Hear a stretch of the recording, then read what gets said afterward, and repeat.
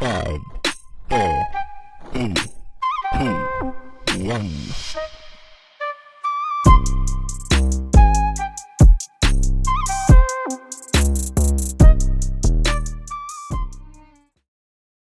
What's good, everybody? Welcome to Story Ni Nani. This is episode 9. My name is Uncle Mush. My name is Dalotwesha. Yes, and leo tuko na guest host. Najua mnauliza Muteti yako wapi. Muteti is not around today, but we have a short man to cover up for him. Hata mnafanana. But we had him last week, if you can remember. Ladies and gentlemen, boys and girls, men and women, husbands and wives. Oh, Nile camera HDMI. Thank you very much. Once again, I'm very back. As always, 20k views pale TikTok. I told you got fans. No. Anyway, so Mutua is back to hold fort for Muteti. And on studio today, we have a radio queen. The introduction is very long. A radio queen from Homeboyz to NRG to now Kiss and many other things that she's doing. MWALIMU RACHAEL is in the building. Miss out the big title. Ganio? CEO. CEO. Award-winning radio reporter, radio presenter. I like him already. Please, come to you. I'm He's doing it well. But Well. Thank you so much, guys. Asanteni sana. Yeah. Unaweza introduce to kidogo? Well, okay. I think Mutudo has said everything. Don't give maybe I should let him just do it all, the whole way. MWALIMU RACHAEL nikipigiwa tena tutasema. Oh my God. You're not ready. Please.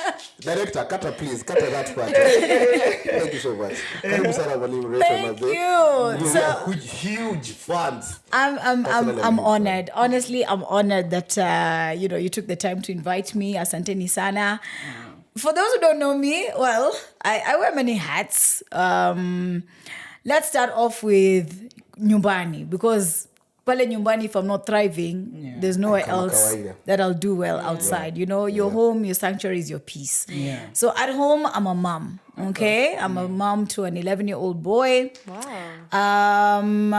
More to that, I am now in my career, in my field in media, as a media personality, a radio host. I've done TV, I've done voiceovers, an MC. I've got so many events under my belt, I can't even remember. I've passed 100 already. Yeah. A moderator when it comes to those corporate events. And an all fun-loving, life-loving girl. Yes. You've said MC. Do you know, I'm an MC. He's an MC. Nice. And I've come to realize something about MCs. We always have these weird stories of our first time holding the mic. Oh. It's never natural. Something happened, and then you go MC. Oh my God, that is so true. Yeah. Imagine it's the same na mimi too. So here's the story. Take us. I can't even remember the year, but I was in high school. Okay? Shout out Kenny Girls High School. Yes. Yes. I know Kenny Girls. I used to have a girlfriend in Kenny. Heads up, huwa anakuwa na uongo mingi sana. So, pale high school, I was ilikuwa ni form 2. Unajua hizi events za Mr. and Miss Kieni nini. Mume invite my boys wakuje, wale my brother school, whatever. Essentially, I was supposed to be one of the models. Unajua at that time kila mtu alikuwa model. Wewe ni model wa high school. Bora kuna waist na unaka hata unid bro. Bora unajua kutembea. Bora wewe ni wewe. Na bora pia uko na two bed sheets za match. Unajua like you have something that can be tied up at you na chini artistically nini. You're good to go. Yeah. Haya. So nilikuwa kategoria traditional, do something and casual, evening wear. Evening wear usayu mumba dress de mwingine hapo hivyo, nice ka gown. Yeah. So I'm about to take to the stage for the evening gown whatever, catwalk. Yeah. Sasa tumekatwalk nini ai pale mwisho nikaona mic imechokwa kwa meza. What? And putting it. The next category was about to be announced, so there was dead silence. Like everyone is left. MC ako wapi ama anakula msapa? What tu anashanga? Okay, so now Uko na ile nzati ya ndo crowd, ndo mimi, ndo mic. sasa susikie story. Story ni ya nani mtu? Story ni ya nani? Story ni ya nani? Sasa I could see one of my classmates tell me, grab the mic, like, we don't have an MC. Please just do something. That's when I grabbed the mic. And then because I had been watching a lot of these fashion shows on the TV and everything, I knew some of the lingo to use, you know. Kuashtua. Misi kidogo. So I started, because I even had heard the next category ni gani, right? So I announced it on the mic, and then as the models were coming down now on the, runway ni meza mbili zimeshikanishwa. Okay, but we had a stage. Nazikona nini ya uji na ugali. Hey, you gotta work with what you got. Yeah. Right? I started now even describing the models, how they're dressed, they were their catwalk. Like I added a little pizzazz. You know what I'm saying? Yes. So after that category, even the patron wa hiyo nini ilikuwa ni club ya gani hata sikumbuki, akaniambia, you know what, just continue. Please just continue to the end, cause ni kama huyo MC mwenye alikuwa hapa ameenda kukatiwa na vijana huko nyuma ya basi. So I continued, and that was my first time ever holding a microphone. And then now even school events nini nilikuwa naambiwa. Yeah. What? Wow. Yes, sir. Did you like always know, I mean, off of that, did you know you'll now do media? Absolutely. It was either media or law. Law ilikuwa law, mathematics ikafanya ile kitu. Kamia. Autoboy madam. So it's okay. So sasa ungekuwa unaitwa mwalimu wa math. Wow. Ningekuwa naitwa wakili, unaitwa mwalimu wa math aje sasa. Mimi ningekuwa wakili. Advocate of the High Court of Kenya. Wakili Rachel. Your Honor. Bas, mkono hapo akina Rachel Omamo at the time alikuwa a big name in law and nini. So anyway, law didn't work out for me, so I took the next best thing for me, that was media. Yes. But when you go to uni, at that time you didn't have like an one course to focus on. You mainly to a Bachelor of Arts. Yes, Bachelor of anything. You're BA. Ambia drop out hapo kando yako. Why you I need to drop out. Graduate.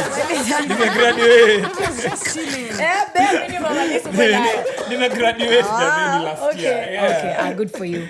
So, kwenda uni, my dad didn't like the fact that he made to a BA. He wanted me to do business admin. Akaniambia mpaka ni change sasa kwa hiyo faculty. Nikajifanya ati nimeenda. Now he lives in Embu. How will he know? How will they know? They're gonna know. So I lied to him. I said, nilienda. Wakaniambia marks zangu bado hazifiki za kufanya business admin. So looks like I'm just stuck with BA. So pale BA sasa unapewa mchanganyiko maalum. Vitu zote tu. Kachumbari hapa. Unaambiwa pick 3 units. So I picked sociology, language and communications. That was the closest to media that I could get to under BA as a regular, student. Me si para. Alafu ya tatu that I ended up dropping at some point was political science. So I eventually graduated second upper, double. Sorry. Yes, a double second upper class now with sociology and language and communications. Sasa ulimaliza ulipata job ama you are one of us who are tulifanya ile I did not wait to graduate ndo nitafute job. Mimi ngoja graduate. Siwezi ngojea. I never wait. But that's a thing with me. I never wait. And not because I'm impatient, it's just why wait when you can do it now? Yeah. So while I was in uni, second year, mimi nilikuwa nishaanza first year ilikuwa tu mwenjoyo, sawa? First year ilikuwa jua Nairobi. Ingia clubs. Zurura tao kidogo, fika Salford. No. Ayo, what? However, Msiseme mimi nilikuwa mshamba ndiye kwa ndani yangu. Lakini nimezaliwa Mombasa. At least I knew how to live in a town. And then we moved to Embu when I joined high school. And yes, then I joined uni. Nasa ndo nikakuja kuishi Nairobi. Coastal Embu, Nairobi. Yes. And let me tell you, motivation ya kusoma ilikuwa hiyo. Nitoke kwa block. Afanye kazi West Parkland. West Parkland nini? So yes, that was me, man. Like second year, I was already tamaking, looking for internships. I was very active with our campus club, theater, na hizo vitu. Exactly, tuko naenda pale KNH nini tuna meet up, tunafanya maskit nini. Kwani hakuna mtu hajapita KNH? Kama you in the entertainment industry. Kila mtu anasikia tu at that point. It's a touch point. Niliactivate jamaa kama ni maji. Wow, really? Kama mwizi. Shout out to you. Kama mwizi. Kuna time nimadhani nilikuwa mwizi. Where was that of the course. Of course, please. Of course. Nilikuwa mwizi and then I decided that set books bado na director niwa. Set books bado the director niwa ni mtu wa Jalango. Everybody has passed through director. Wow. God bless him, man. With MWALIMU Rachel now.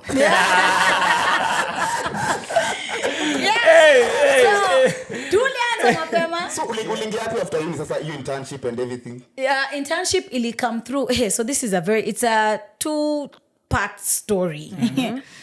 So the first part was a friend of mine akaniletea newspaper, like an advert.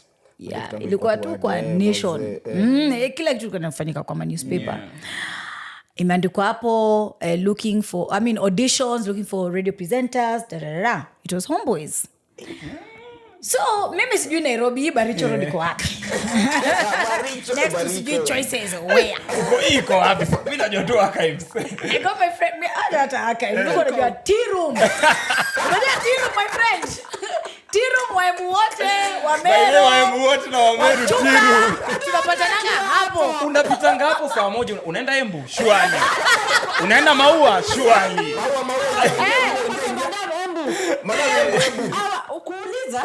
Watch hivyo, they don't even speak in Kiswahili. Unaonyesha the mother tongue. They assume everybody there ni mwengu. But me yuko sawa. Me Kenya na taking offense. 6 AM unanuza kana naenda Kisii. Sasa Kisii. Mimi na taking offense. Nini mbaya? Ngoma Butere Kisii wewe hata. Haya. So I asked a friend of mine to take me. I took Caroline Gorobi. Yes. She's also still very, very much actively, involved in theater and all that. But now in Mombasa. Mombasa. Haya, tukafika. Tukafanya auditions, alienda room ingine, mimi room ingine. Because everyone had like a specific interviewer, right? So mimi nimeingia room nani, John Rabah himself. The boss. The DJ. Alikuwa big man. Of course, I'm starstruck. What? Damn. Hey, Yo. Damn. By the time I was leaving that interview, even I knew sijapata your job. Sema wala. Anakuambia we will call number acheni. I just made sure I wrote my number neatly in case tu mgusu na roho wa Mungu. Maybe. Please. Yes. What happened? Ulisema background story yako. You guy. Manyanya wapo. Yes. When you imagine the most rookie of mistakes at an interview. Tell us about yourself. I am the second born. You did that. Yes, I did. I'm from Embu, Yeah. but I also have background in Mombasa. I love fun. I love to have fun. I went on. What's your hobby? Sleeping? Eating. Traveling hata kama huja travel that much. But anyway. But who may travel? Mombasa, Embu. Oh God. Long distance. So I wakatuambia, okay, just make sure you've written your phone number clearly because we might pick like the next bunch from different numbers. Yeah, the database. Okay, nikatoka ngambe Karo misidhani kama nitapata hii kitu. Well, unaona just I'm not too sure, but I think we did our best. Let's just go. Haya, kufika back campus, like I think the following week Another friend of mine, tulikuwa, I think, alikuwa engineering ama alikuwa class guy. Alikuwa one of those serious classes, bana. Kitu ka hiyo, you know? No, actually ni engineer. Wale alikuwa take engineering. Felix Ndolo. Na pia tulikuwa tuna act na yeye, by the way. Alikuwa ndani yake ni actor, lakini I think baba yake anamuinsist kwa engineer. Kama tu baba yangu. See? That nataka kufanya acting we. Bas. Na kuchapa. So one thing that really helped me, and I hope this message, gets to the right people, is that people need to know what you're passionate about. Because that's how, when they hear something, they come and tell you about it. So in this case, Felix Ndolo, alikuwa najua napenda sana story ya media, entertainment, like I want to enter that world. So akaniambia, you know what, I've heard that there's a new station coming up inaitwa Ghetto Radio. They're looking for people to hand over like pamphlets, jua ile mabie zile ku. Nimezi hand over. Bas.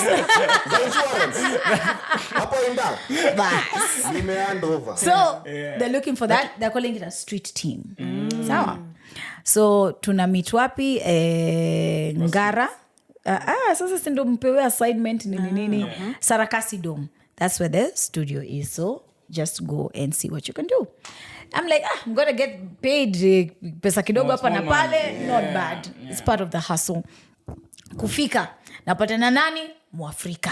The one and only Mwafrika. Yep. Mwafa kwa hapo alikuwa na crew yake pia. They are, recruiting now the ladies and the guys who are going to do the different jobs in the different areas. Mitaa fulani. Aya. Nikakaa hivi chini kitu kaniambia, okay Rachel, you're here. Does it hurt if you just ask if they can give an internship? Will you lose anything? If he says no, will you die? What's the worst? No. Yeah. Unataka kuuza mwa. Yes. Alikuwa big deal kwa Exactly. Nilikuwa nimemuona lakini sikuwa nimejua kweli yani uzito wake. So I think it helps the fact that I didn't know much about him. Haya. Because probably ungemuogopa. Exactly. Ama ningekuwa starstruck tena kama kule kwingine. Haya, mimi huyo. Tushapewa assignments and everything. I'm like, you know what? It's great and I'm ready kurokia hii job na nini, but I'm wondering, can I get a position here as an intern? I'm ready to learn. I just want to come in and learn. Kaniangalia hivyo akasema okay, lakini unajua utalipwa. Ni sawa. It's also, at that time it was very much not a community radio, but ilikuwa na get funding from the Netherlands. If I'm not mistaken, it was from the Netherlands. So the budget was tight. Plus, me, I was like, I don't care. Did I care? I didn't care. Just give me a chance. I just want to be involved. I can be, you know what? Sawa, when are you ready to start? Come back on Monday. Hata leo. Hey, even when niambie, singesema leo bana. Niwaza asione huko. Hauna phone. So let me make a few phone calls. Maybe kwa Saturday. Kasema sawa, Monday come through tuongee. Monday kafika nikamaliza classes zangu kama hata nilihepa sijui. Nikafika huko Ngara, we had a conversation. He told me, so now I'm going to place you in the field work reporting now. Man, kutafuta hizo story man. Yes. Na ile recorder. Sawa? Vox ndo hizo. Unasema aje? Ndo hizo. Raila leo na yeye anasema aje? Anasema ukimuuliza. Unaona atasema aje. So he put me in charge with a nice, very good friend of mine at Robo. Robo now was my main guy. And I'm saying 6 foot something. Miraba He's focused. So he was my trainer. He was my security. He was my teacher. He was the one who taught me everything that I know now when it comes to even blending in.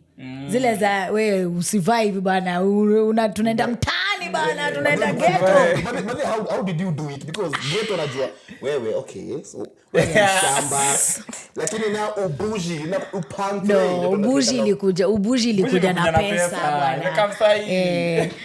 Before, how did you talk to a ghetto man? And that's when our Robo came in handy because alikuwa ananifundisha hiyo slang, sheng hapa na pale vile kugotea wase. Uzuri ni mimi I love integrating with different kinds of people. Like I find people interesting. So I want to just be in the environment to see and experience, just be part of it. So do you say now sorry to cut you, do you say you're very fluent in Sheng now? Because we were actually talking about Sheng a while before you came in. Please, Sheng ya sai, ile mimi na Shembe tengteng. Na matengteng. Chaponyagu. Oje chaponyagu ni nini? Hiyo na sound kama chapo managu. Aya kugenya. I have no idea. Kula. Kukufa. Hey, see? I never would have guessed it. Usiongee, tumefunza sana. Wako na pesa. Wako na pesa. She's excluded. Oh my. Crazy. So no, like your time the Sheng was you could hear and kind of understand. Asai imechange sana. I feel like sahi Sheng ina change every day. It's too fast. By the time syllabus unaikimbiza sana. Sheng ni Kikuyu. Inakuwa mix ya Kikuyu, Kamba kidogo.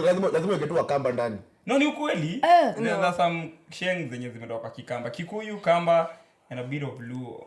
Really? Interesting. But Wakikuyu ndo wako na Sheng kai yote. Because it's easy. Sheng mingi ni ya Kikuyu. Hapo wake ametuonea.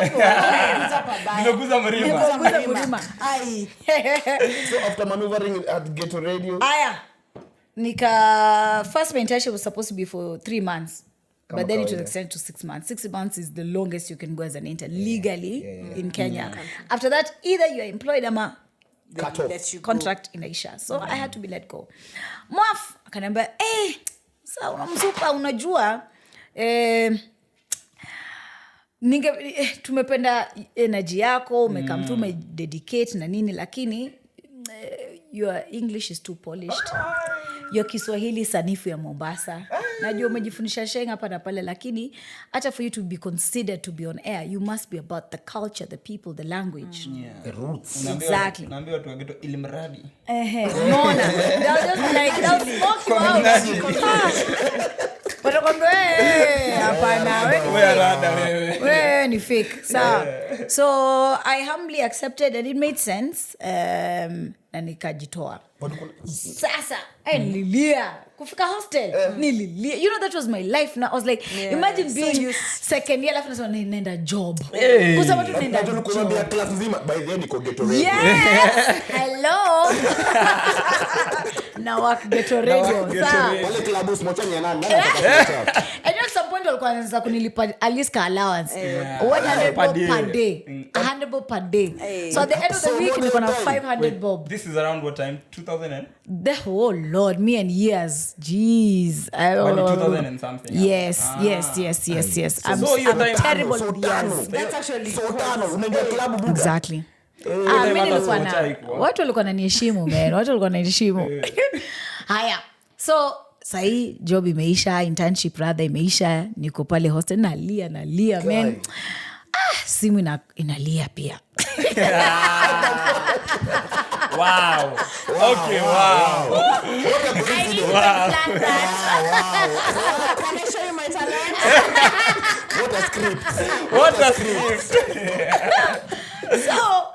So pick up the phone. Hi, am I speaking to Rachel Modoni? Yes, Rachel Modoni.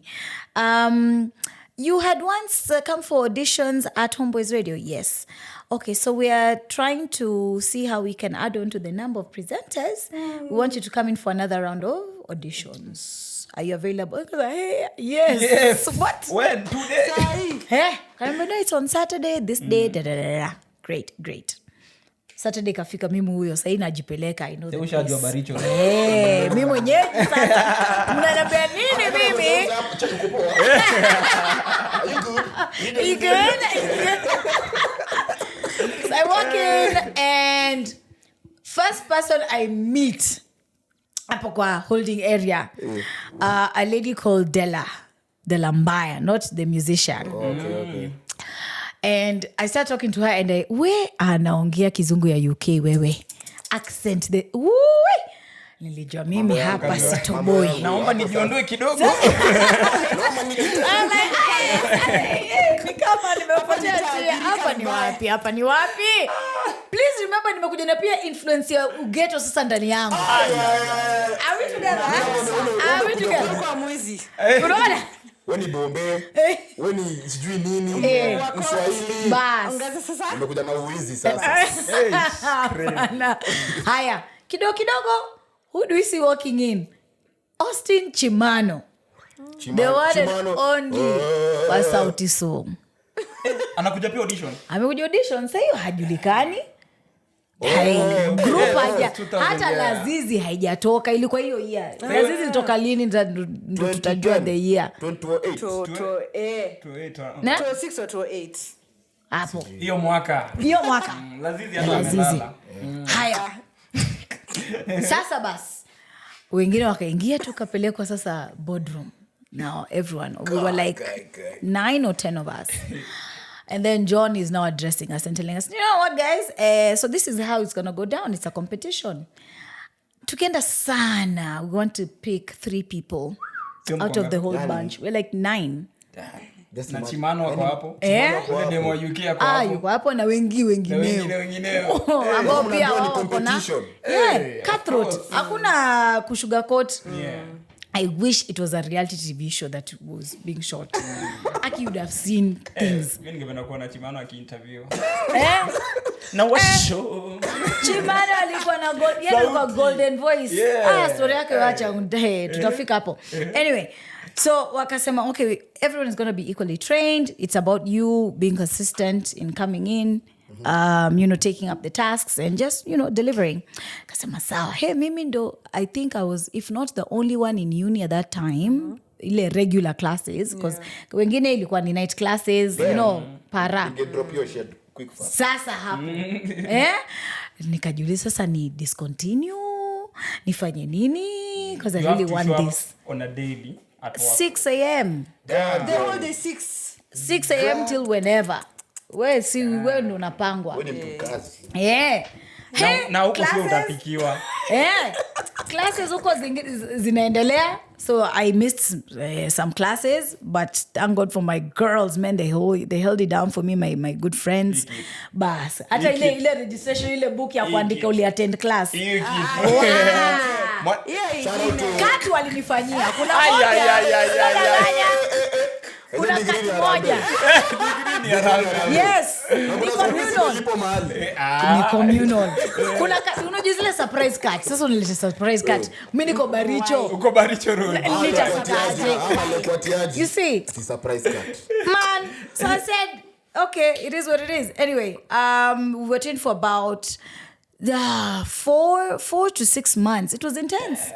Damn. And I dare say, and I always say this any time I'm given a platform to speak, there is no other media house that has trained presenters the way Homeboyz trained presenters. That time Homeboyz, Homeboyz. Everybody wants to go to let me tell you, Homeboyz. the training was intense. Unafika hivi kuchelewa unaambiwa go back home. Mpaka ujue discipline, uheshimu hiyo studio, work ethic. Keeping it was no nonsense. Unasema personality yangu unapenda. Then you're going to make it big. Thank you very much. After this energy, see you soon. Haya. But please come back. So now, training imeisha. Tumeambiwa haya, we are going to be announcing who the 3 are. Sasa bado ilikuwa kama kibashi hivi, kila mtu ameitwa. Sasa ni ile grand reveal.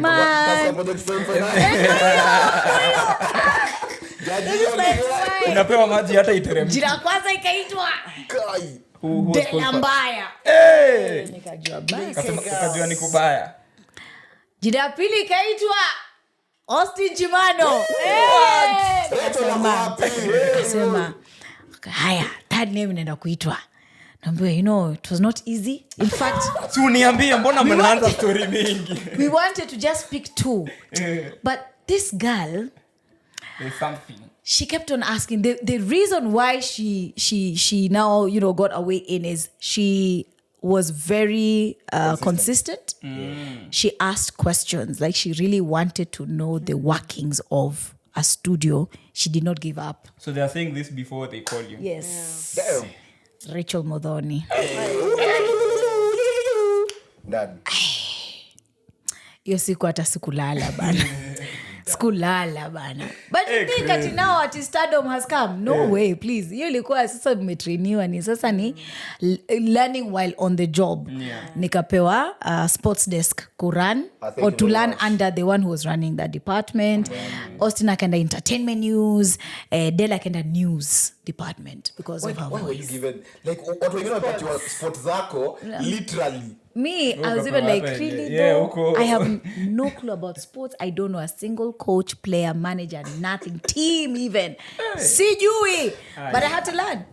I had to learn. Kuna temonea man, nimesema Juventus, otoka cheka. Juventus. Bana. Majina yengine, I butchered some names.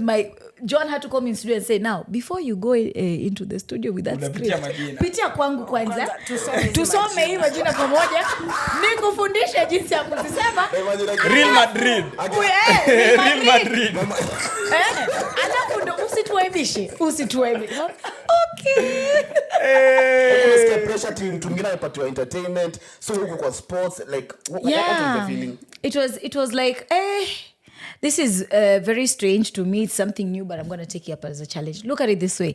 Nimepitia hiyo nini yoyote. Hii kitu ndio itanishinda kweli. Hizi vitu zingine. Surely hii itanishinda kweli. I wasn't going to let that bring me down. What's your sport? I still do. I mean, I now know the teams. I follow up on some of these, games. I don't support a particular team. I swear, mimi ni shabiki wa kulipwa. Supporter wa kulipwa. Unataka ni the last one yenye Manchester. You see how you're supposed to be. The last one you support ni gani? The last one was actually because of Jose Mourinho. I loved his theatrics. And in fact, with him, he was the starting point for me to know about like football and about coaching managers and nini. So kutoka yeye sasa nikaanza kujua watu wengine. You've said Jose Mourinho. I'm like, hey. Thank you. Jose Mourinho. Gross. Jose Mourinho. The last team that he was coaching was which one? Chelsea. Was it Chelsea? No. Manchester. Tottenham. No, the last one. Manchester. It wasn't Real Madrid, nyinyi watu. But it was that time. It was that time. Ilikuwa. Yeah, it was a long time. It was I think not Inter Milan. Inter Milan. It was Inter and then was it Real and then Inter? Yes. So do you do any other sport? Like do you support any other sport? Like other sports? I'll watch tukiwa kwa bar, kuko na vibe, kwa house party. Kwa bank. Ding, acha wewe. So what do you do for fun? I mean, for fun.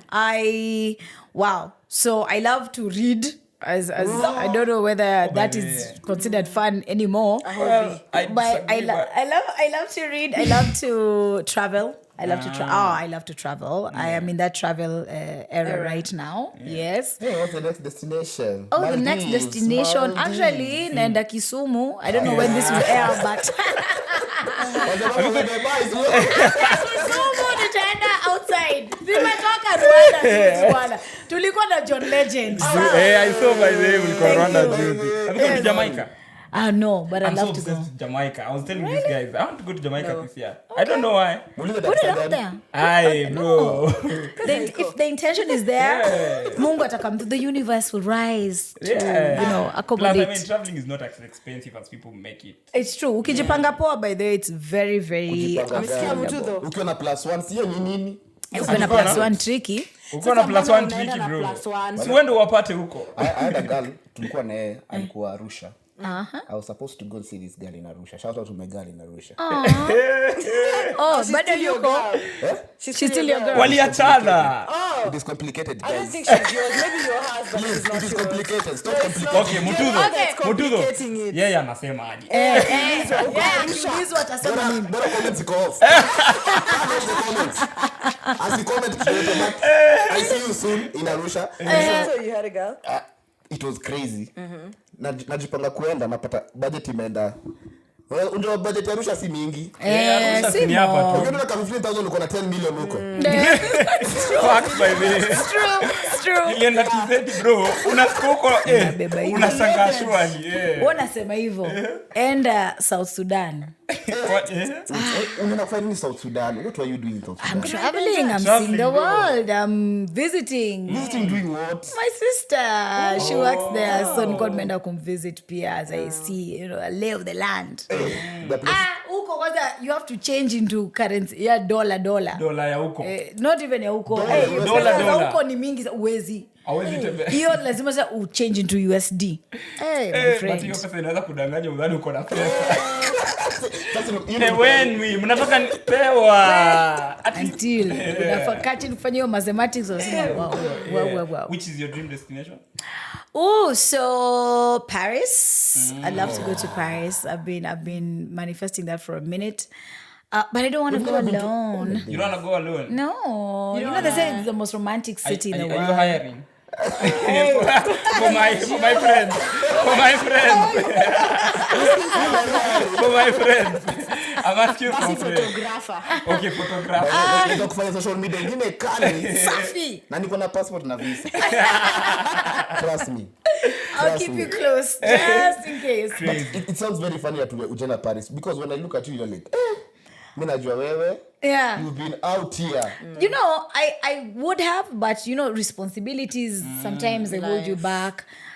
Kazi pia. I wouldn't want it to be just a 3-day thing. I want it to be like 1 week, 2 weeks. Yeah. Paris is place ya kwenda 1 week kama 3 days. Alafu nenda na domo. Hiyo place ni expensive. Hiyo si budget ya Arusha. Budget ya Arusha. Have you been to Dubai? Yes. Dubai I've gone like twice. Stage. Unaenda mahali. Ati? Dubai ndio stage ya kila mahali. Si ndio? It was last year during COVID. Last year during COVID. Yako ni COVID-24. I'd want to know, you transitioned from I want to cut the chase. Yeah. You transitioned from Ghetto Radio to Homeboyz to Energy. Yes. To Kiss. Yes. Which one do you feel was your biggest transition? Because hapo energy. Yeah. Actually, that was my biggest leap.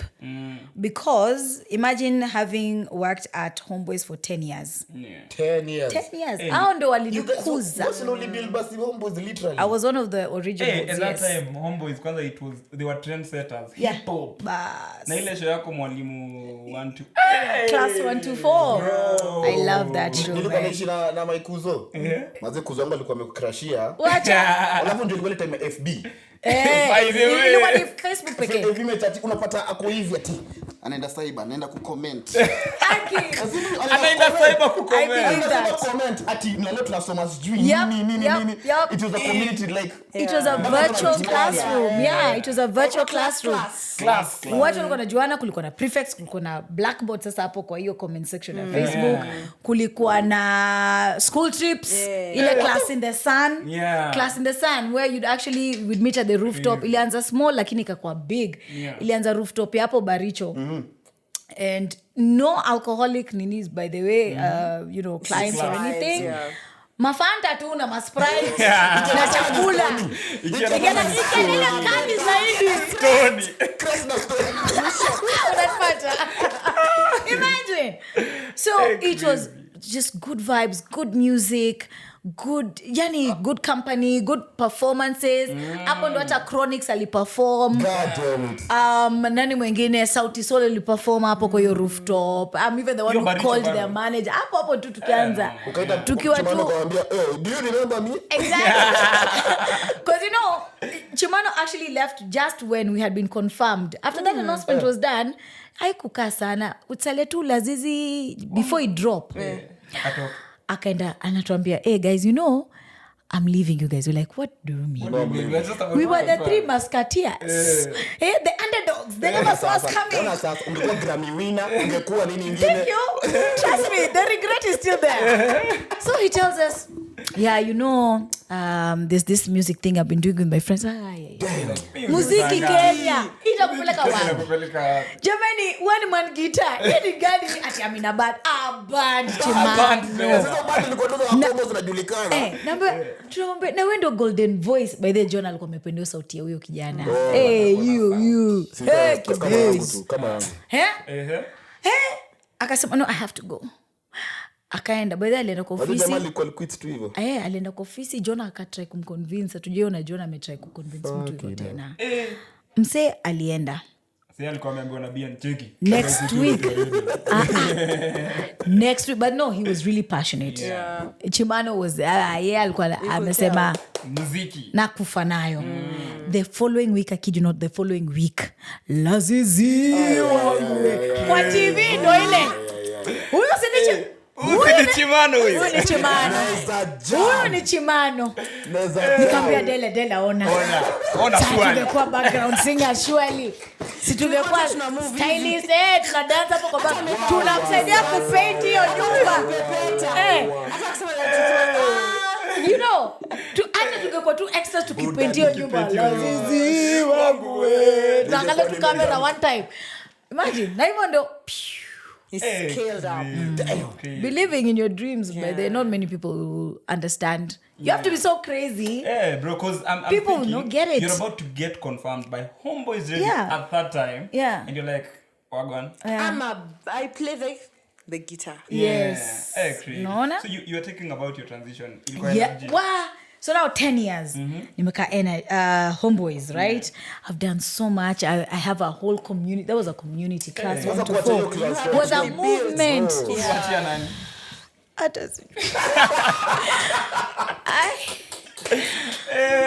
let me tell you, hadi wa leo huwa nakumbusha mwalimu unajua ulituacha bana. Hiyo si poa class 1 to 4 but progression and growth, you know? Cuz I felt I'd done everything I could do with that imagination. It was a figment of my imagination. So now it was up to me to only graduate. Exactly. I needed to graduate. Thank you, my sister. I needed to graduate. And so it took a while. By the time I moved from Homeboyz to Energy, nilika chini mpaka nachora pros and cons. Ushaka chini nachora pros and cons. What? Kwa notebook hivi. Eko rahisi. You know, actually, that is one thing that I respect you about. Because, for example, let's take a minor. Minor is in the game for them. Oh, yeah. Respect. For them. And with one thing. Exactly. That breakfast show a classic. So due respect was like you see like her aliamwani how do you even come up like useme tu niaje ndacha na hii kitu and alafu move kwa ingine from ground zero. Yeah. It just takes audacity and exactly. You feel the fear, but you do it anyway. You do it anyway because it's still there's an element of excitement. What if it actually works? What if I get to create something out of nothing magical, again and it takes off? It's like, let's see what I can do, and then you do it. At that time when you're moving to Energy, your energy naanza. Mimi kwa employee 001. Ni kazi, imagine. Where? No, the pay was really good. It made the jump worth it. Yeah, but Energy walianza hapa. The hype was high. Billboards are ndio maana kwani ni event ama ni Energy walianza na Energy. Na sasa tulileta recross wewe. Buda. For the first time ati convoy ati ya Rolls Royce. Mande. Kila kitu. Tunaambia ati buda tunaingia recross leo. Hatuna pesa. Good times, man. Good times. So transition to Energy. Yep. Do you regret the transition? Never. Have you ever regretted any transition? Never. Because it's a new beginning. You can't even compare. You can't compare because every experience ni tofauti. And also it gives you, if it's something new, like in this case it was a challenge, and I love challenges that stretch me and make me want to be more and try to achieve more, and I'm like, what more can I do? Let me just see. Unajua? So you take the risk, and thank God it paid off. Kama hiyo check bila Juliano kasema. Unaweka Mungu mbele kwanza. Sema how did you spend it? Najua kwanza watu blow out hizo do zao. What did I do with my first salary? Energy. Salary ya kwanza ilikuwa. The dumbest purchase. Ilikuwa achana ile 100. Achana hiyo 100 nyingine. From here to mamita. Bruh, So did you give first salary? Well, that plus some savings hapa na pale. I bought a holiday home. Come on. Sorry. Nikiwaambia kitu nilifanya na yangu mtanijaji. And I don't even go there as much as I should. It wasn't the smartest of news. And it was, yes. It was, in fact, I was thinking about it today. I was like, I really need to put my house in order when it comes to, that particular property. So anyway, I got into real estate. I really saved up quite a lot. Plus, the money that I was getting from emceeing gigs. I would have upgraded and bought Mercedes ningenunua way back. Ningenunua way, yes. Anyway, it is wine red. It's wine red. Please. For real, nilikuwa BENZ. Zimeni yo mic. Arusha anajua. So unajua what I bought. I know this is crazy. Salo yangu ya kwanza ya kuwa employed. Acha na MC gigs and stuff. Nilinunua washing machine. That's nice. Yes, that's nice. Yeah, something that's gonna help you ndani ya nyumba nini. Save you money. I'm not crazy. No, you're not. Actually not. Imagine It's you're an not. investment, It by the is. way. It is. Washing machine. Washing machine gani hiyo Joel? For real. Unajua to my house here no. Hakuna mtu amekuja kwangu hapa. But for real, I bought a washing machine. That's actually actually a good. citizen. That's a good purchase. Considering he doesn't like I washing don't. clothes. What's your favorite chore at home? Kuna chore favorite. Heavy on that Can one. we start on that? Traditional women. They love doing this and this. No, and we that. don't love. Sometimes it's just a survival skill. We just have to do it. Mombasa, you guys are unajulikana kupika. Kufanya bwanako asikie vizuri. That she have on me. If she can be a traditional woman, just pick her. Just pick her. Just pick her. So anyway, Just pick her. Okay, let me tell you the one I do not like. Because you're on the top of mind. Everyone knows this. Okay, the ones who follow me on my socials. Kosha vyombo. Oh. Makes two of us. Buda. Makes Buda. Heri hata nipike. Mimi hata nikuwe kwa koma.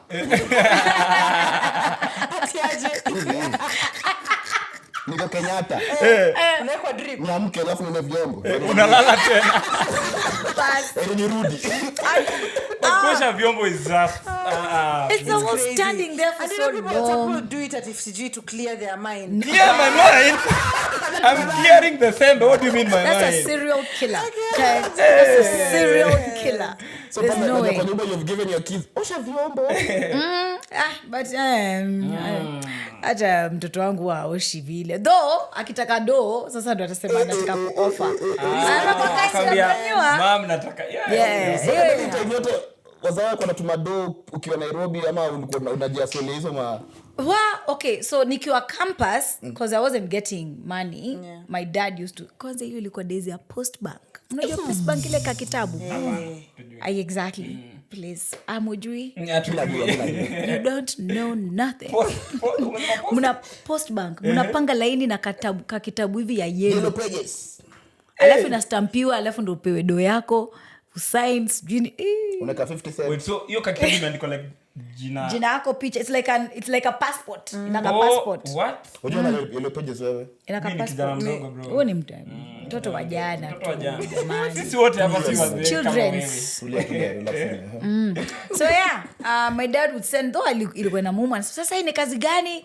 Unafanya kazi na ni mimi na kupatia pesa. Namwambia dad, you just gotta be patient. Just it's gonna pay off. I'm gonna take care of you, man. Can support walai. Can support. Nitamoka.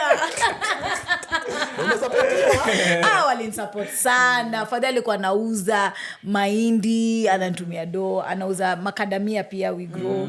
Uzuri yeye he's a farmer. So a lot of bananas anauza.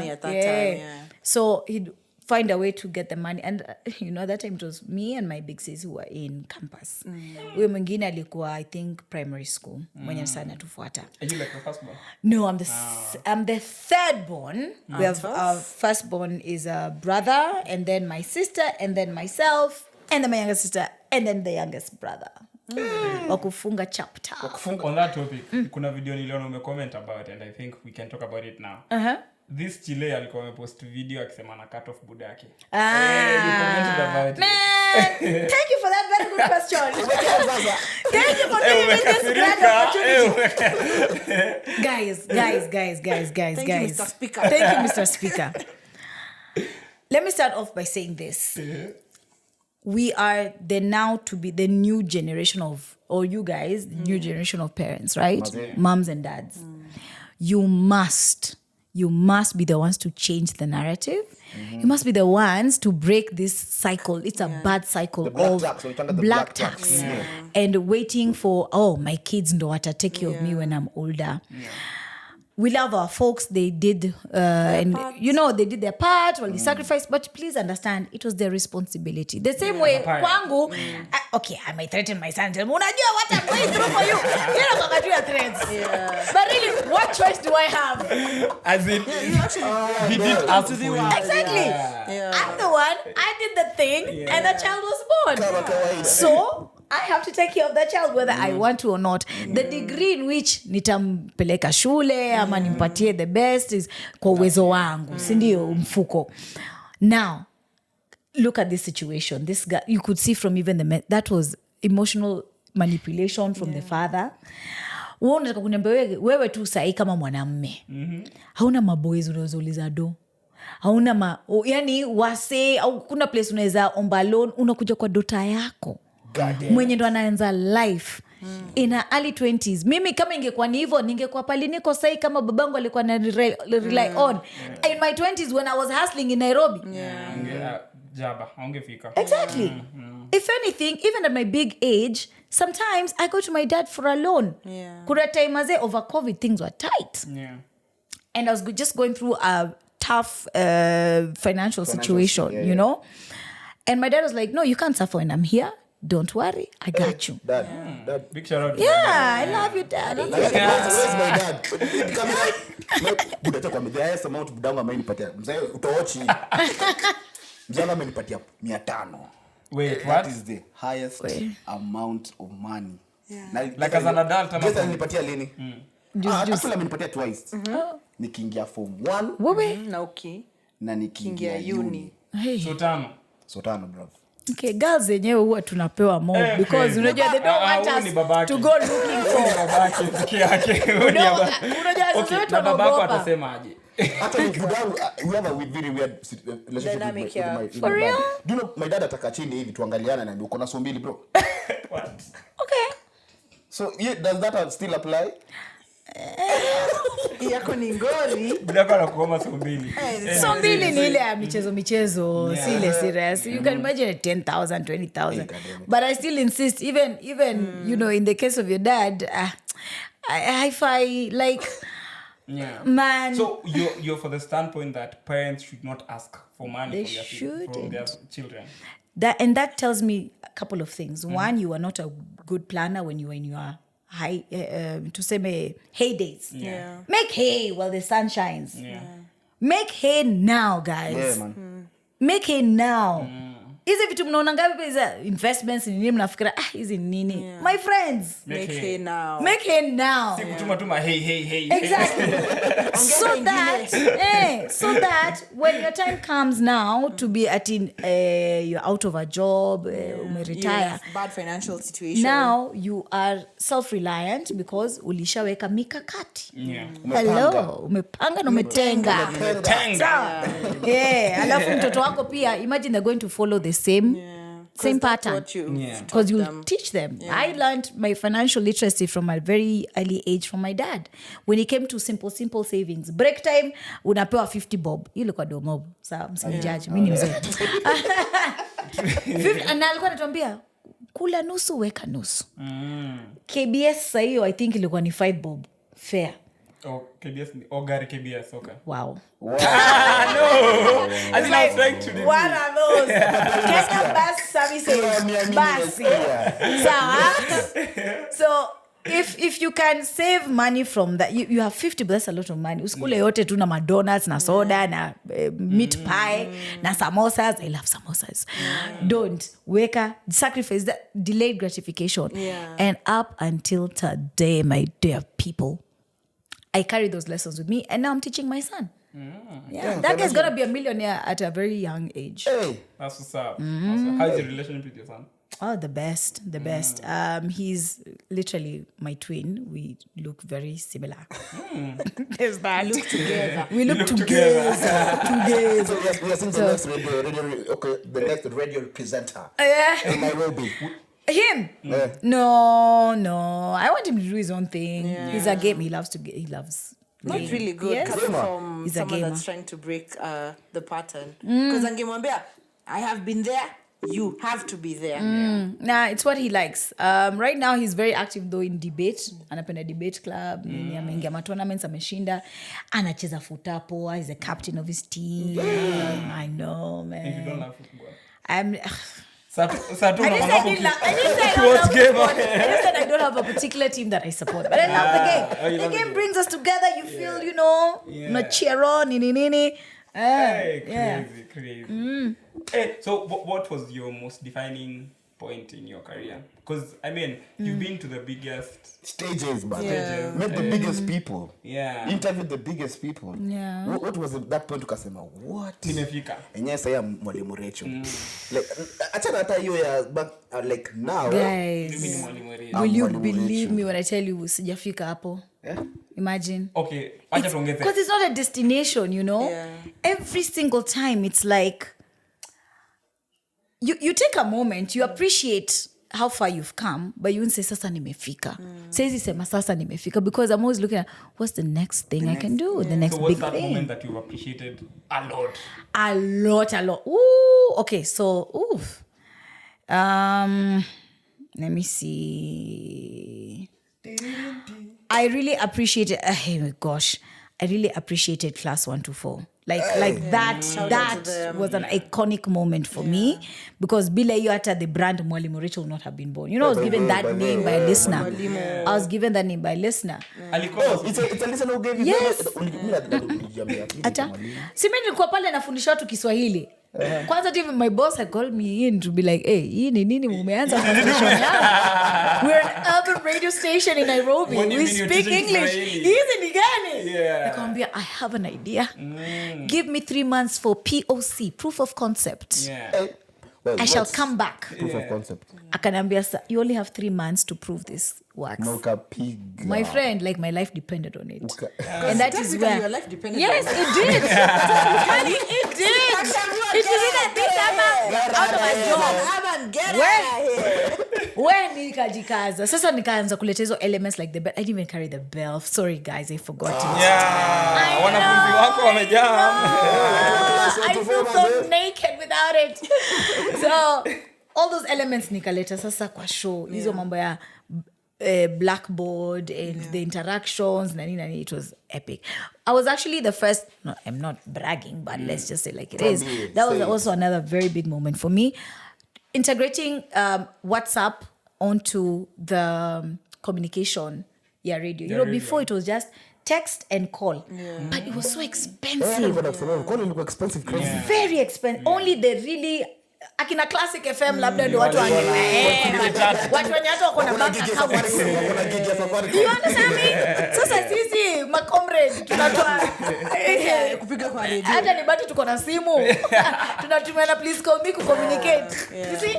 So once, I saw now when WhatsApp ilianza ku catch on. I asked my producer, is there a way? I'm just thinking, is there a way we can get people to send us WhatsApp messages and then we read them in the studio, like the way texts come in and then you just read them on the screen on the PC. Yeah. And I said, yeah, actually, let me go research on it. I'll come back. And it was Mr. Duncan Musicha. Hey, wonderful, super producer, by the way. Super producer. Big shout out. He always would find a solution. So just give me a moment. Let me research. He's a great researcher. Akaenda ka research akasema nimepata. Akaniwekea akasema Eureka. We are in business now. My friend. Pages upon pages upon pages upon pages. Crazy. So that was a pivotal moment for me. Yeah. Another one, now moving to energy. Before, sorry kukati. No worries. What was Nicole Gan ushaipata on air ikakumaliza ama text. Aya. Naweza kumbuka jameni. Kukatiwa nimekatiwa. Kwanza niliona ukiteta wanapitia kwa DJ exclusive badala wa kuambie. Man, come to me direct. Stop cutting through corners. Wait, kama no text exclusive amwambie. Nipatie mwalimu. Hiyo nini? Nipatie mwalimu. Nipatie mwalimu. Back to your question. I can't. I'm trying to remember. Okay. There was this one time. Hii nayo ilifanya mpaka promo. Tulikuwa Energy Radio. Maybe an exclusive. We were having this game called House Call, where we would call our listeners. So we tell them, just send us your number, we'll call you. Don't call us, we'll call you. So we call you. Interview. Yeah, I know. Don't call us. We will call you. So we make a house. It was actually during COVID. Let's check up on you and see how you're doing. That's a good concept. Yeah, man. So, and thank you. So we would call them and be like, umeshindaje? Hey, how are you maintaining safe? Keeping safe nini? Sasa pia tunataka kuchemsha bongo kwa sababu tusikubali akili ilale sana. Sawa? So mwalimu akona set of questions, ex akona set of questions from una pick the category. Kuna general knowledge, kuna sports, kuna entertainment na hiyo science or something. So this guy is actually a Form 4 student. What? Or something. Yeah, alikuwa high schooler. Akasema ana choose category ya Kiswahili. Ilikuwa Kiswahili na mimi ndo nilizama swali. Ni kutoka wapi? Not Masailand. No. Ukambani. Masaku kama ni wapi? Tunaweza enda the next question.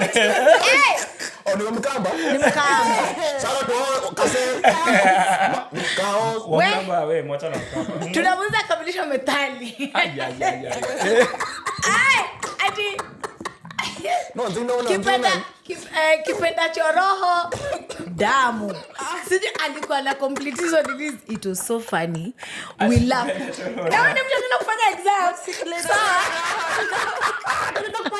Kipenda damu. Hiyo akili ndio inaenda exam room. Hiyo ni tegemeo ya kijiji. Na kwamba tulicheka so na unasema unaenda kufanya exam. Na alikuwa very yako ana read the room. Yako sawa. Anacheka na sisi. Principal yake angekuwa metraining. Nani sema hata shule? Angemwambia hata asiende exam. Angemwambia weka tu nyumbani aanza kuchunga ng'ombe. Yeah, clearly we laughed so hard, but he was such a good sport. So he laughed with us. At the end he got literally 0 to 5 because the questions were 5. We turned Hakuna point guys. Hakuna point. Kipenda choroho damu. And but then his answers was sort of kind of making sense. But it was so off and so funny. Ujaandika essay unatafuta kitu yote. Kitu yote kujaza. Under the light. What I say Now we turned into a promo. It ran for like forever. It's hilarious. It was so funny. Yes. Wow. That brings me now to a question. Based on the fact that you are a female, someone in the industry like media or music, art, whatever. Yeah. Is there any bias or challenges that you face because you're a female or you're a woman? I think initially when you start, in my experience, I wasn't taken seriously. With some ideas or concepts that I'd come up with. But, and here's the thing, what doesn't kill you makes you stronger, girl. So you have to push through. You have to show them. That's why you see that POC. Yeah, proof of concept. So now I live and I stand on business on that. Give me 1 week or give me 2 months or give me... And then it's upon me to make sure that it comes delivered. through. You see? Yeah. So, lazima, man. The world will never be fair. Yeah. Even to a guy, kuna vitu zengine labda ata face Mr. Face. That's a story. Shout out to my DJ Kimi. I have a very good DJ. Oh, nice. She's nice. Actually, she's it's a she. Nice. Wow. She's playing at Alloy tomorrow. Nice. So if in case you want a female DJ, professional female DJ, DJ Kim. That's awesome. It reminds me of a time actually I did a whole female DJs week at Homeboyz. Redbone alikuwa, Vidza alikuwa and another DJ Red yeah, and somebody I can't remember. So it was like a girls thing. I think it was during Women's Month or something. Yeah. It was really nice. So Women Kumbusha. But you wouldn't say that blowing up, or rather getting into the industry as a female is any different with as compared to male? I wouldn't say that way because it has not been my personal experience. Maybe there will be awkward moments. Actually, this I faced while on TV, not radio. Where the producer wanted to, let's twende out kwanza, twende tukae chini tuongee ndo sasa naonekana za kupatia hii job. I said, peace okay. out. Again, what I've been through is I know what my God has done before. So hii pia Small girl be good. ndio hiyo. I am ready. Na matakarua. Hiyo job ilishe na ilikuwa TV gig kubwa. Na kukupea like kwa danda. Ilienda hivyo. Nikasema it's okay. Alafu uliona mwenye alipewa show.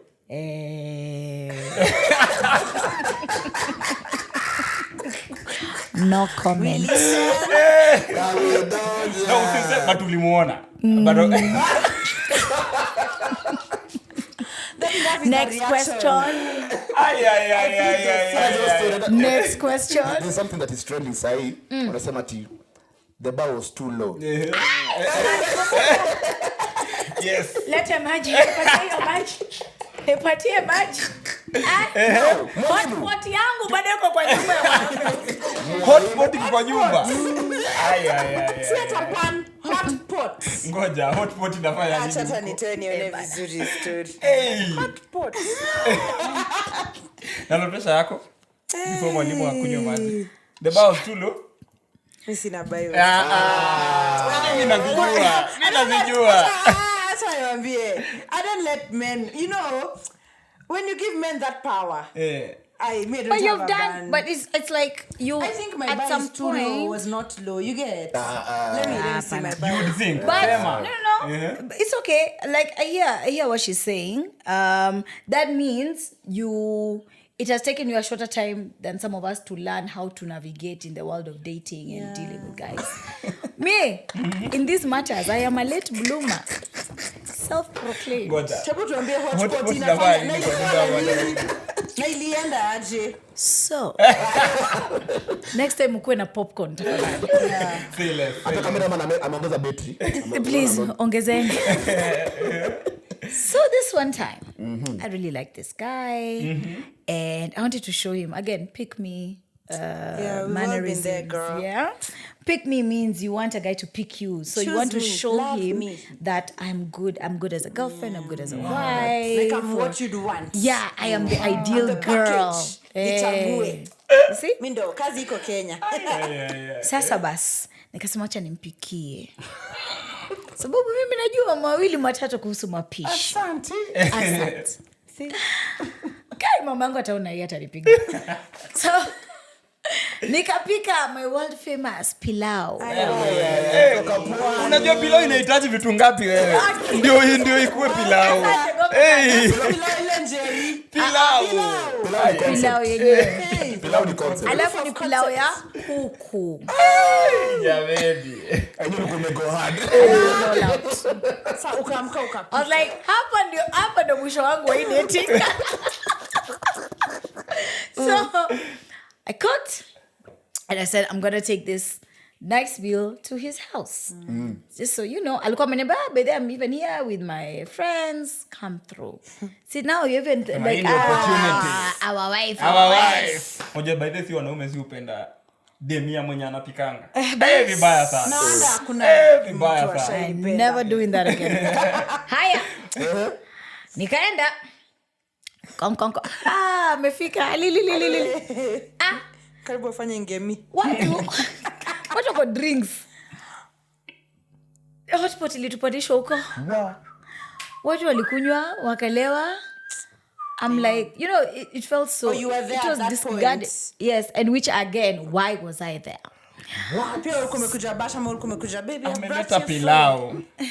Mimi nimekuja ku hang out lakini ndio sasa naambiwa jiani kuna maboys nini. Oh man. So anyway, Nika, you know when you're trying to be like, it's not a big deal. You know, sometimes you console it. It's not a big deal. Let's just put tutakula anyway. Where? Hapo ndo lijua enyewe people just, you know, drink and black out and story naisha hapo. And I was imagine.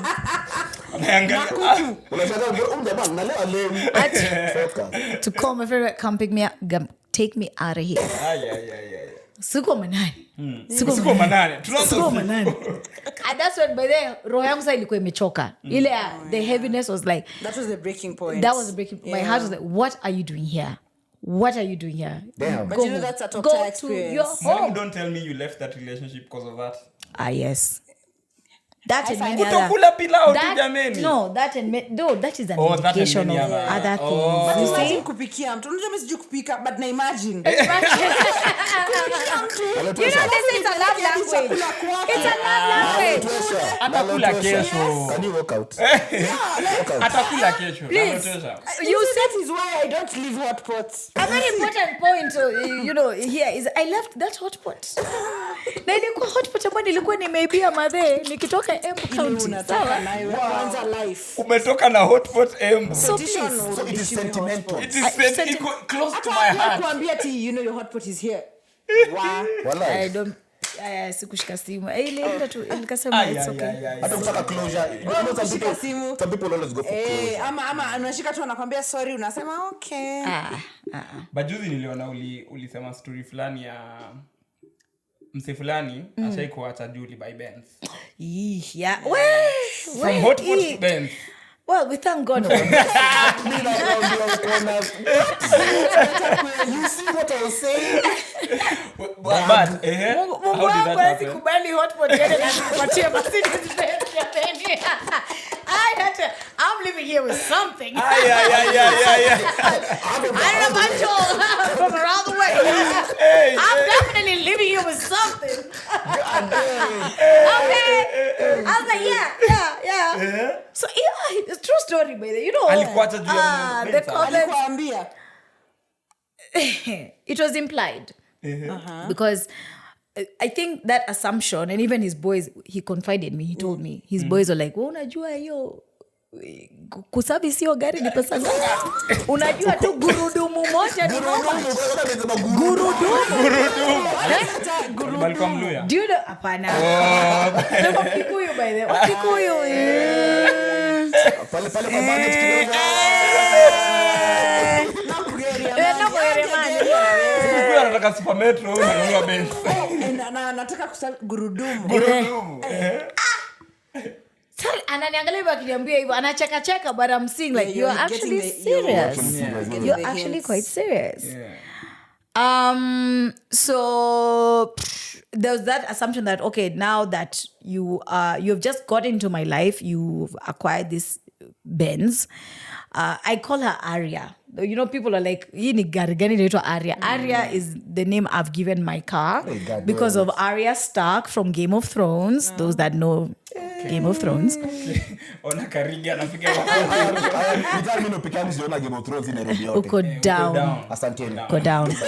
So, I think aliona, we are just getting to know each other. Now, hii ni responsibility ingine. But I was like, I never asked you to service, to do all these things. But so why? Kufanya si ungeuliza. No, at some point I know I would have. As a woman who wants to be taken care of. And I'm just a girl. Listen. But listen. No, but we don't need to ask you, do it. But hear me now. Hata leo nimwambia nimetoka garage. Sijui ni nini mbaya na taa moja. Mimi naulizwa maswali siwezi jibu. Unaulizwa maswali uko is the bulb sijui what sijui. I I'm just a girl. I don't know. Gurumisha uniambie. Hey, just tell me where's the problem. Don't give me long explanations. Nails. Hey. So, anyways, maybe it was a self-esteem thing. Maybe there were other reasons that now aliekelea he. But Do you feel like an African man would have a problem when women scale up in relationship? Do you feel like they'll always have an issue when women scale up in the relationship? No. Okay. It will take a man who has really put in work in himself to understand that a woman scaling up is not in competition with you. And it will also take the woman who has worked on herself to not try and make it look like it's a competition. You get me? Because sometimes I think, and of course the talk out there is mwanamke akishapata pesa sasa ataanza kukuambia wewe kwanza nilikununulia hii, wewe kwanza nilikupatia, nilikufanyia hii. So you need to understand, where does that come from? Go for therapy. Yeah. Find out where is that. Is it because you're from very tuseme a poverty, mindset, a scarcity mindset? Umetoka familia umaskini sana mpaka unaona lazima utangaze pesa yako na uambie watu wakumbushe. It's not right, but at the same time, I think men are mostly not intimidated, but wanaulizwa na maboys ni wachocha. Maboys ndio shida. Ni maboys. We agree. Maboys. Wewe uko hapo tu kwa seat mzee. Ndio yako amebay X6. Anakuambia uko wapi? Hebu nakukujia. Ai, sio utakaa pale kama princess uko tu. No, si bataki by X6 pia uko na umenunua Thank you. nyingine. Exactly. Wewe ulikatia dema kuna X6 wewe. Hata wewe. Kama unajua ingekuwa italeta shida, then don't even approach. Don't. But it's a real thing. Don't scale up. Mimi na scale up kwa bedroom. I mean, Cut it. Mutuno. You can't be talking about we were making such progress. Make sure at sao. But bro, you know really? I will make sure. You have never forgotten. Please, next episode. Best you ever had. Muteti here. Please come back. Please, Muteti, we miss you. Shout out to Muteti. I can't do this episode without you. Anakutuna flashback. Anasema acha nirudi kidogo. Strategy hiyo si mbaya, lakini is it sustainable though? Exactly. Yeah. Si mbaya. Ni Before poa. turn out there, party another one. Exactly. That's gonna confuse her. Madawa. What? Madawa tena. Sindo shout out This is why they're cancelling you on TikTok by the way. This I'm not is why cancelled. We had Mutuno last episode. Watu wameanguka na yeye. Alisema you know what? It gets worse. We were talking about a babe. With this same mentality. Let me ask you. You've dated for like 7 years. This girl. Where? 7. Imazi. And then You wanna marry her? Yes, I was we were in the plans of, having something bigger. Okay. 7 years is a long time. It's a long time, But Was she your girlfriend? I'm a fiancé. Yeah, she was not fiancé, but Girlfriend. we had a good thing. Sure, bands. 7 years. na akiulizwa Akiulizwa utasemaje? continue. So, akaniacha, si ndio? Yeah. After like, let's say 3 weeks, ama 1 month, he has a new guy. Mother thing crashed me crazy. Alioga karudi soko. Aliongea kwa relationship clearly. But 1 month is enough time to go. 1 month. It's actually a After long 7 years. 4 weeks. 28 31. This is why you all just jump from one relationship to another. You don't heal. You don't reflect. We heal differently. You don't have time to work on yourself. You have to work on yourself first before you get back out there. Yeah, I'm a strong believer of that. 3 weeks is too short of a time. For at that long duration of time in a relationship, 7 years. So how long do you think someone should take to move into the next relationship? Okay. Just give a random figure. If you're together for say a year, maybe 3 months. Yeah. If you're together for 7 years, jamani, a year, stay single. Stay single. Who alichukua serious? Ameka single miaka 5 And this is talking from someone. At this point. Yeah. Sometimes people are afraid of being by themselves. Yeah. Yeah. It shouldn't scare you. Only when you are comfortable with yourself or comfortable with being by yourself Is when you can you also accommodate. now accommodate somebody else in future. So take time, guys. Panic. I think generation yenu sahi mnakimbiza syllabus. Panic nile. Muna panic Masani machache. Listen to my logic, Mwalimu Rachel. If this babe moved that quickly, that means she had clocked out emotionally kitambo. Because there's no way, I'm telling you, ata mi siezi date now 7 years. Alafu ni move on to 1 month. Like, make it make sense. Maybe there are things that were literally the breaking point all the time until that one time she was like, I can't do this. Alikuwa check. Ama hata wewe atasema utasema 7. Juu yeye hii mwaka moja alikuwa Alikuwa na anajitoa. atasema kwa hizo 6 years alikuwa happy 10 days. Cut the cameras. No, not like that. Like, Mwalimu, how does to do a quick fire? See, it's not a I'm so bad with quick fires because I'm always trying to... I know. I'm the one who asks. I don't answer. Can you be the chief? I'm the one who asks. Hey, you're welcome. Look at that is about to reveal.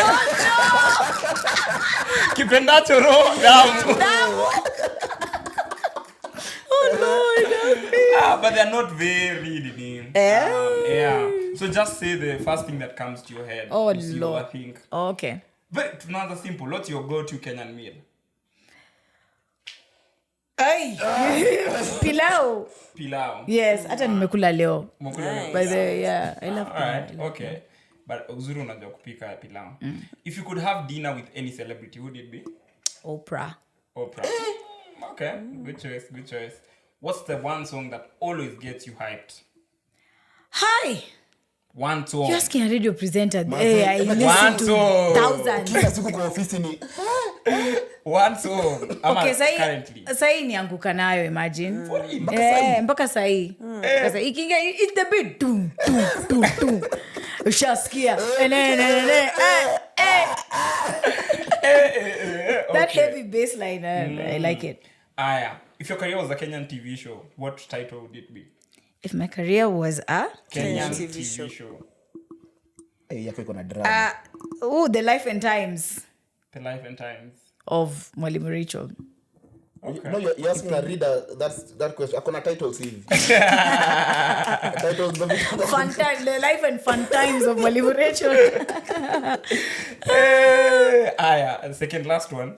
What's one old school Kenyan song that still makes you unashamedly vibe? What? Like it just dropped yesterday. You're my reason, I don't know no treason. Mimi na wewe. Together for all these seasons. Ana mjui. Ini ngoma ya nani kwanza? Hamida na Shara. Hamida. Hiyo ni old school yangu. Go Google that song. That song is fire. That's why unajunge kwa BG Visa au kina Chimano. Nilikuwa na chance. Ulikuwa na chance. The Lord has other plans for me. yeah. It's okay. It's okay, guys. Last one. If you could go back in time and give your younger self a piece of advice, career advice. Oh, career advice. Ooh, okay. Always be prepared. And I got this from Tero. Tero used to be a presenter at Homeboyz. She was the radio queen, like beautiful. Yeah. So Tero, this one time, we had been randomly, an invite came through for us to go for an event, red carpet, and I was not dressed for a red carpet, anything. I wasn't dressed for even just being outside the studio. You understand? It was bad. Yani nakaa tu shagala bagala. Unakuja hapo na hoodie. Na open shoes, my sandals, nini. It was just, and I had to go. So you can imagine being a girl, you're like, guy, everyone else is looking so lovely. Yeah. And it icks you. Yes, it was such a. Yeah.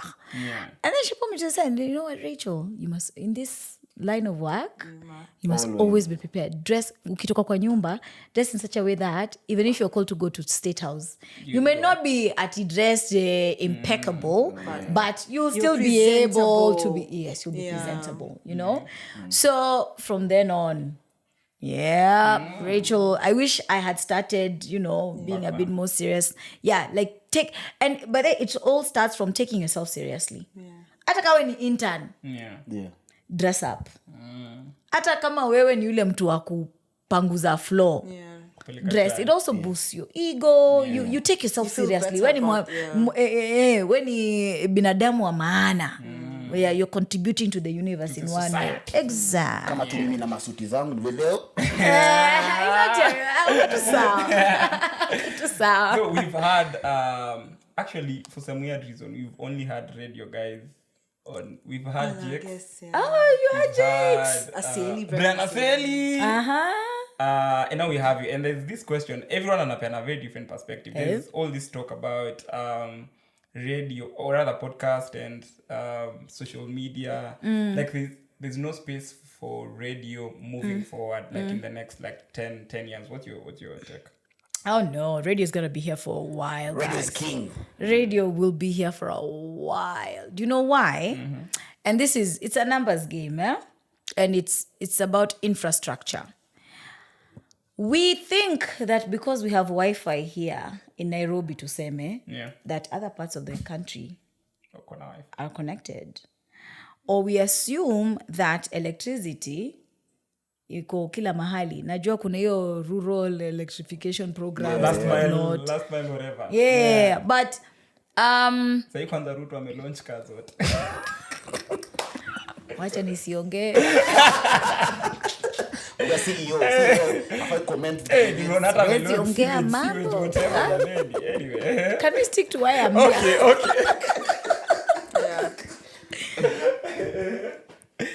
Okay. I came here for the niggas. Where are the niggas? Where are they? Bring them out. Ruto is one. Wow, unaimagine Ruto ni liga yako. Anyways, so by the time that happens in all the okay, radio is now obsolete and now we are looking at podcasts that have taking over. That's a while. That's gonna take a while. It's still the biggest medium communication in Africa, just in Africa, and even abroad. You may think podcasts have taken not really. If you look at the stats, that's one. Another thing is we shouldn't look at it as moja imeisha sasa now we're into the new.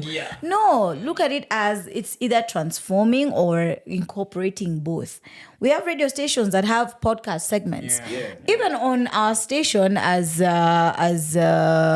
Kiss, but not even Kiss, let's just say as Radio Africa, because that's Kiss Classic, Radio Jambo, Gokena, blah blah blah. We have an app, right? It's in a plug, boss. I hope you'll be happy. So anyway, our app, right? It's called Songa Play app. It actually has podcasts within the app. So even you're able to get your cut as a creator. Kama mimi nikianza podcast yangu niweke kwa Songa app. I strike a deal with the Radio Africa. I get my percentage. They provide say everything. Yes. And we can both coexist in the same space, I believe.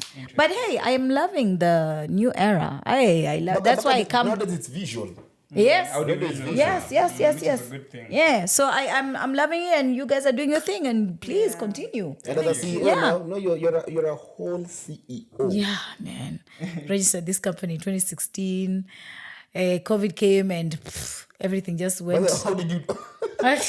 Everything just. COVID is crazy for everyone. I can only deal with one thing at a time. Right now, it's surviving, living, breathing. Bench kwanza. And then now, things are starting up again. I'm glad that we're able to focus on our 3 pillars, which is mentorship.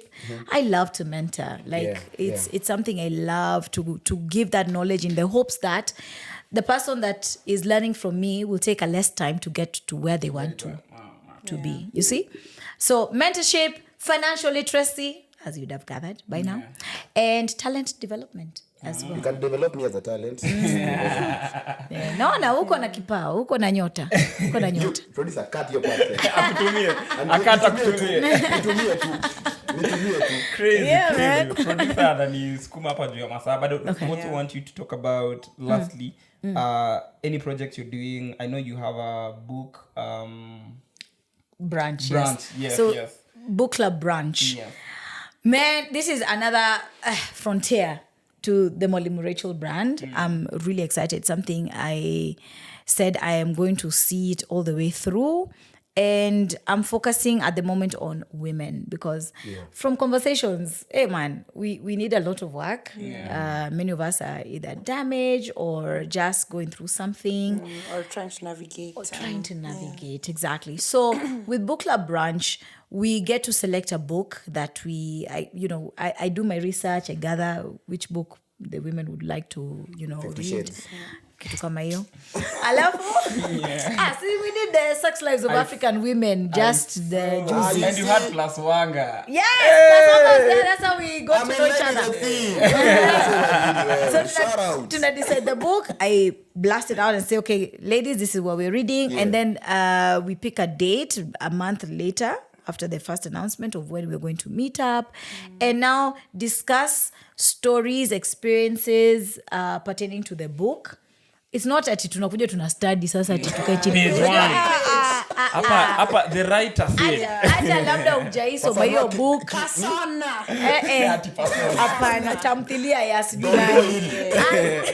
No. But these stories are written for a purpose and books are written to, and those are our 3 pillars of the Book Club branch. So enlighten, to empower, and to encourage women.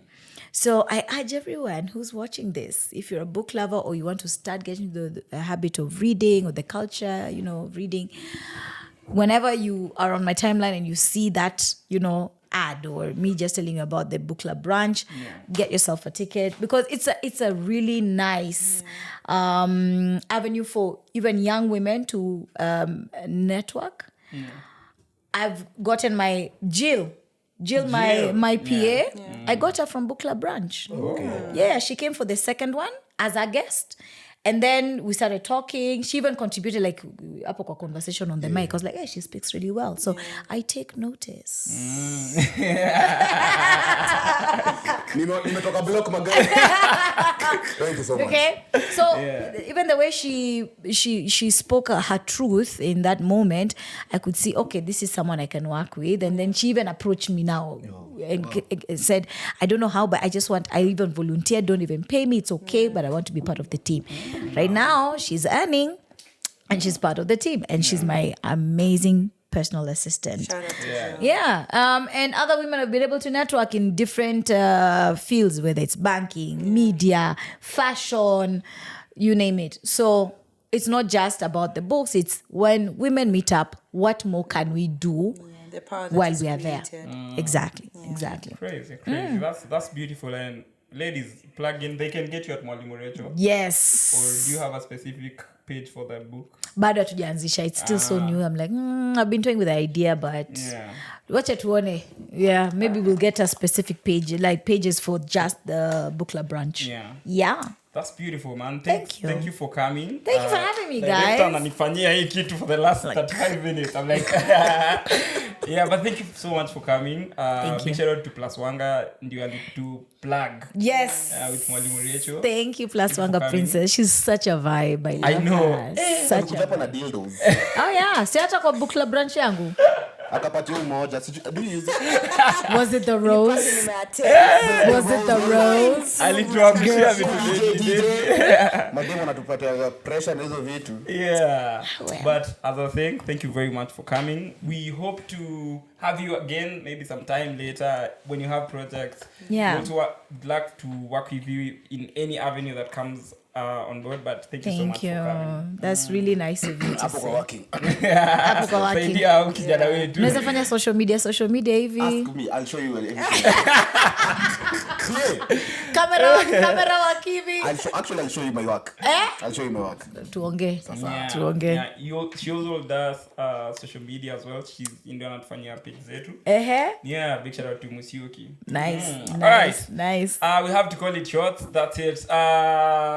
So nikisema kwani we say story ni ya nani? Okay. All right, beautiful. All right, that's it, ladies and gentlemen. This was episode 9. Hey. Check. Nimeenda kusema kai. Weka hiyo usikate. Please mlipi hiyo tafadhali. All right, one more time. That's it from us. This was episode 9. We had the amazing Mwalimu Rachel. Na kama K kama kawa, always swali yetu inakuanga kwani story ni ya nani? Cut it. 4, 3, 2, 1